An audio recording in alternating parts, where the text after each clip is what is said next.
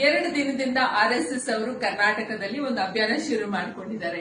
ಯಾರು ಭಾರತವನ್ನು ಪ್ರೀತಿಸ್ತಾರೋ ಅವರು RSS ಅನ್ನು ಪ್ರೀತಿಸ್ತಾರೆ ಅಂತ. Those who love Bharat love RSS ಅಂತ ಹೇಳಿ ಪೋಸ್ಟ್ಗಳು ಮಾಡಿ ಎಲ್ಲಾ ಕಡೆ ಪ್ರದರ್ಶನ ಮಾಡ್ತಾ ಇದ್ದಾರೆ.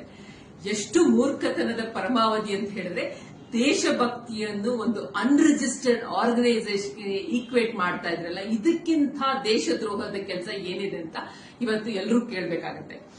ಯಾರು ಸಂವಿಧಾನವನ್ನು ಗೌರವಿಸ್ತಾರೋ, ಯಾರು ಸಂವಿಧಾನವನ್ನು ಅಕ್ಸೆಪ್ಟ್ ಮಾಡ್ಕೊಂತಾರೋ, ಯಾರು ಬಾಬಾ ಸಾಹೇಬ್ ಅಂಬೇಡ್ಕರ್ ಅವರನ್ನ ಗೌರವಿಸ್ತಾರೋ, ಯಾರು ಮಹಾತ್ಮ ಗಾಂಧಿಯವರನ್ನ ಗೌರವಿಸ್ತಾರೋ, ಯಾರು ಈ ದೇಶದ ವಿವಿಧತೆಯನ್ನು ಗೌರವಿಸ್ತಾರೋ, ಯಾರು ಈ ದೇಶದ ಹೆಣ್ಣು ಮಕ್ಕಳನ್ನು ಗೌರವಿಸ್ತಾರೋ, ಯಾರು ಈ ದೇಶದ ಎಲ್ಲಾ ಸಂಸ್ಕೃತಿ ಎಲ್ಲಾ ಒಂದು ಧರ್ಮದವರನ್ನ ಗೌರವಿಸ್ತಾರೋ, ಯಾರು ಈ ದೇಶದ ತ್ರಿವರ್ಣ ಧ್ವಜವನ್ನು ಗೌರವಿಸ್ತಾರೋ, ಯಾರು ಈ ದೇಶದ ನ್ಯಾಷನಲ್ ಆಂಥಮ್ ನ ಗೌರವಿಸ್ತಾರೋ ಅವರೇ ನಿಜವಾದ ದೇಶ ಪ್ರೇಮಿಗಳು. ಇದನ್ಯಾವುದೂ ಸಹ RSS ಮನುವಾದಿಯಾದಂತ RSS ಸಂಘಟನೆಗಳು ಮಾಡ್ತಾ ಇಲ್ಲ. ಸೊ ಯಾರು ದೇಶ ಪ್ರೇಮಿಗಳಂತ ಇವ್ರು ಸರ್ಟಿಫಿಕೇಟ್ ಕೊಡುವಂತ ಇದು ಪರಿಸ್ಥಿತಿಯಲ್ಲಿ ಅವರಂತೂ ಖಂಡಿತ ಇಲ್ಲ. ಅವರು ಸ್ವಯಂ ಸೇವಕರು, ಅವರ ಸೇವೆ ಮಾಡ್ಕೊಳ್ತಾ ಇದ್ದಾರೆ ಹೊರತು ಅವರು ದೇಶದ ಸೇವೆ ಎಲ್ಲೂ ಸಹ ಮಾಡಿಲ್ಲ. ಅವರು ತಮ್ಮ ಸ್ವಂತ ಸೇವೆಯನ್ನು ಮಾಡ್ಕೊಂಡು ಬಂದಿದ್ದಾರೆ. ನನಗೆ ಒಬ್ರು ಮೆಸೇಜ್ ಮಾಡಿದ್ರು, ಅಕ್ಕ ಇದು RSS ನ ಪೆರೇಡ್ ನಲ್ಲಿ ಯಾವ್ದು ಗಲಾಟೆ ಆಗಿಲ್ಲ, ಎಷ್ಟು ಡಿಸಿಪ್ಲಿನ್ ಇಂದ ಎಲ್ಲರೂ ಹೋಗ್ತಾ ಇದ್ರು ಅಂತ ಹೇಳಿ ನನಗೊಂದು ಮೆಸೇಜ್ ಕಳಿಸ್ರು. ನಾನು ಉಲ್ಟಾ ಮೆಸೇಜ್ ಕಳಿಸ್ದೆ ಅವ್ರಿಗೆ. ಹೌದಪ್ಪ, ಅವರ ಒಂದು ಪೆರೇಡ್ ನಲ್ಲಿ ಯಾರೂ ಗಲಭೆ ಮಾಡಲಿಲ್ಲ, ಏನು ಡಿಸ್ಟರ್ಬೆನ್ಸಸ್ ಏನಿಲ್ಲ. ಯಾಕಂದ್ರೆ ಗಲಭೆ ಮಾಡೋರೆಲ್ಲ ಪೆರೇಡ್ ನಲ್ಲೇ ಇದ್ರು. ಸೊ ಎಲ್ಲೆಲ್ಲಿ ಈ ದೇಶದಲ್ಲಿ ಎಲ್ಲೆಲ್ಲಿ ಗಲಭೆಗಳಾಗಿದೋ, ಎಲ್ಲೆಲ್ಲಿ ರೈಟ್ಸ್ ಆಗಿದೋ, ಎಲ್ಲೆಲ್ಲಿ ಕಮ್ಯುನಲ್ ವೈಲೆನ್ಸ್ ಆಗಿದೋ ಅದೆಲ್ಲ ಪಾತ್ರದಾರರು ಸಂಘ ಪರಿವಾರದವರೇ ಇದ್ದಾರೆ. ನೀವು ಯಾವುದೇ ಹಿಸ್ಟ್ರಿ ತೆಗೆದು ನೋಡಿ, ಯಾವುದೇ ಒಂದು ಮಾಹಿತಿ ತೆಗೆದು ನೋಡಿ, ಹಳೆ ನ್ಯೂಸ್ ಪೇಪರ್ಸ್ ಕ್ಲಿಪ್ಪಿಂಗ್ಸ್ ತೆಗೆದು ನೋಡಿ, ಇದಂತೂ ಕಡಾಖಂಡಿತವಾಗಿದೆ.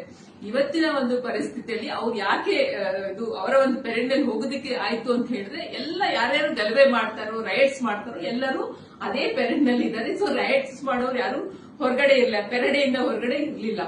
ನಿಜವಾಗ್ಲೂ ಹೇಳ್ಬೇಕು ಅಂದ್ರೆ RSS ಅವರು ಏನೇನ್ ಕಮೆಂಟ್ಸ್ ಮಾಡ್ತಾ ಇದ್ರು, ನಾನು ಪೋಸ್ಟ್ ನಲ್ಲೂ ಅಷ್ಟೇ ಬಹಳಷ್ಟು ಕಮೆಂಟ್ ಮಾಡಿದ್ರೆ ಐ ಡೋಂಟ್ ಕೇರ್.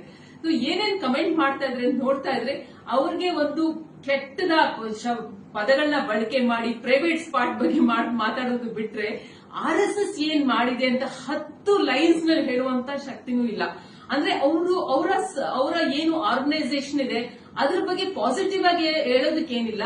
ನಿಮ್ಮನ್ನ ಯಾರು ನೀವು RSS ನ ಪ್ರಶ್ನೆ ಮಾಡ್ತಾ ಇದ್ರು, ಯಾರು ನಾವು ಸೈದ್ಧಾಂತಿಕವಾಗಿ ಮತ್ತು ನಮ್ಮ ಸಂವಿಧಾನದ ಮೂಲಕ ನಾವು ಅದನ್ನ ಪ್ರಶ್ನೆ ಮಾಡ್ತಾ ಇದೀವೋ, ನಮ್ಮಂತವ್ರಿಗೆ ಮತ್ತೆ ಬೇರೆ ಯಾರ್ಯಾರು RSS ನ ಪ್ರಶ್ನೆ ಮಾಡ್ತಾ ಇದ್ರು ಅವ್ರಿಗೆ ಬರೀ ಬೈಗಳ ಮಾಡ್ತಾರೆ ಹೊರತು ನಿಜವಾಗ್ಲೂ RSS ಏನ್ ಮಾಡಿದೆ ಅಂತ ಒಂದು 10 ಲೈನ್ಸ್ ಸಹ ಬರೆಯುವಂತ ಯೋಗ್ಯತೆ RSS ಮತ್ತು ಅವರ ಫಾಲೋವರ್ಸ್ ಮನುವಾದಿಗಳಿಗಿಲ್ಲ.